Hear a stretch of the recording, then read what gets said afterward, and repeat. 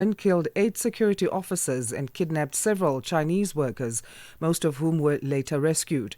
Meanwhile, in Borno State, Boko Haram militants attacked the village of Darul Jamal, killing at least 60 residents, many of whom had recently returned from displacement camps. To give us a report from the ground, we're joined by Channel Africa's correspondent in Nigeria, Jonathan James Lyamgohn. Jonathan, good morning, and thanks for making time to give us more light on this issue. Good morning. How are you doing? I'm good, thank you very much. And how are you? I'm great. So, can you give us your overview then of the attack? Let's start with the one in Edo State and how it unfolded. Yeah, Edo State has sadly been in the news lately for reasons linked to insecurity. The development that wasn't so much turb burner until, say, about sometime last year. And the number of situations have continued to swell up. And it has been notoriously linked to kidnappings. There were actually about 2 major incidents over this last weekend. There was an incident that involved some passengers traveling in the southern axis of the state. And then there was the incident that involved officials of the National Security Civil Defense Corps, the NSCDC, who were providing special VIP protection cover to staff of a famous cement company. And those staff were said to be persons of Chinese nationality. And so this incident is quite disturbing, as as you can imagine, they have been. So on the one hand, a bus conveying passengers, a bus belonging to the state government commercial transport service called New Edo Line, was said to have had no fewer than about some 16 to 18 people who were kidnapped. And the police spokesman for the state, for Edo State, came by to say that the police who were there shortly after the incidents occurred were able to swing into action. And as at the time that he was responding to the press, he said about 16 people had been had already been rescued, but he wouldn't give the number of persons who were still unaccounted for. But then the incidents that was very also disturbing was the one where about 5 officers or men of the National Security Civil Defense Corps were said to have been killed, and a couple others injured. We still do not know the exact number of those who were injured. But then also there was an admission on the part of the Civil Security Defense Corps and saying that staff of the Boa Cement Company who are of Chinese nationality were also taken. So far, one of the staff is said to have been rescued, but then there hasn't been word to account for the whereabouts of the other staff. What does that tell us then about the risks faced by security personnel and foreign nationals in the South? As you say, the attack targeted Nigeria security and civil defense corps officers as well as Chinese workers. Yeah. I mean, the incidents generally, persons who are security officials and operatives continue to face various attacks because in providing cover and safety for persons that these kidnappers want, they definitely come under fire themselves. And it has been a bit more disturbing because, like, in following these incidences, the Edo State government so far hasn't made any statements. They haven't come out to say anything as regards this, to provide any further information as so that the families of those who have suffered the attacks can even get updates.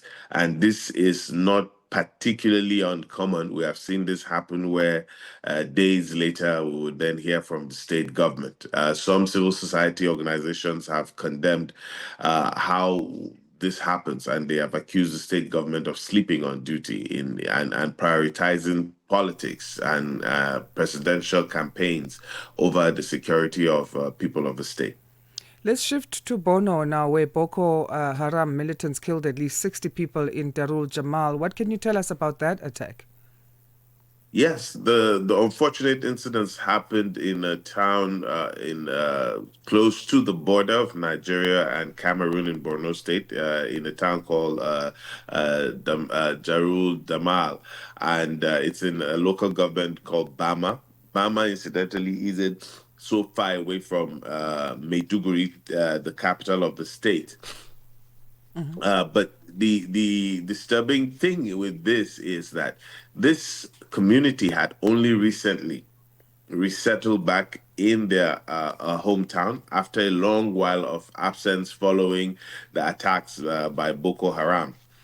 From what we've gathered so far, it seems this is because since the death of its leader, Abubakar Shekau, some years ago, Boko Haram in that part of the country seems to have broken into two factions. And one of the factions is closely affiliated with Islamic State in the Maghreb, while the other faction, which is uh, known as Lidat Wakati.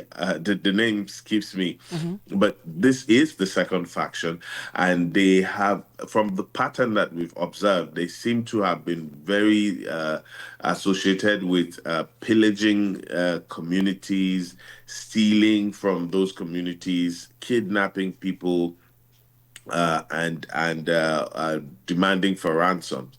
And this particular incident has been no different. But the particularly more worrying part of this incident is that there was some military cover for the people in the communities, but they were clearly overpowered by this terrorist.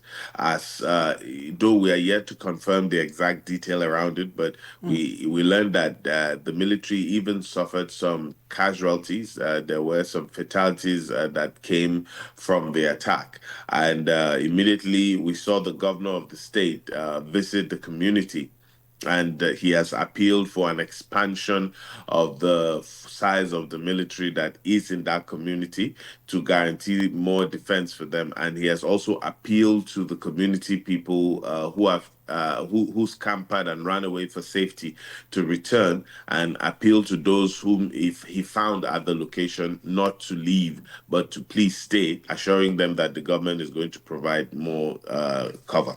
Does it point to a challenge then that the government is currently facing when it comes to the protection of resettled communities or the resettlement of communities and what authorities are currently able or capacitated to do? I couldn't agree with you any less. Certainly, what we're seeing is a situation where, from my observation, there isn't a sufficient calculation as to the fragility of the peace that is existent in these places, but then also perhaps maybe an underestimation as to how much security cover is needed. Remember that these are places that up until now there wasn't necessarily very full military deployment in those communities, and from what we have seen, it looks like they certainly need to do a reassessment to increase the number of troops that are there. I also must point out that it is clear that the Nigerian military, they may not admit this, but it is clear that there is likely a situation that has to do with an overstretching of their Mm. personnel because of the number of military operations that are currently going on in the country, in different parts of the country, no fewer than about over 30 operations are taking part in different parts of the country, and a lot of them linked to issues of unrest and insecurity in Mm. those parts. In the northwest of the country, you have an overwhelming number of issues. In the northeast, for well over a decade now, we've got this war against Boko Haram going on. So certainly, this highlights the fact that the military needs to have a rethink of its current strategy to expand its presence. And many experts have also called for it to expand the use of technology, because saying that given how vast that state is, it's important to have technology to support their exercise of monitoring Right. places. Jonathan, we'll leave it there for today. Thank you so much for this update. Thank you. Have a nice day. You too. Thank you very much. Jonathan James Lyamgohn, Channel Africa's correspondent in Nigeria, reporting on the ground, from the ground on the recent attacks in Edo and Borno states. Your morning companion with the stories that matter. This is Rise and Shine on Channel Africa.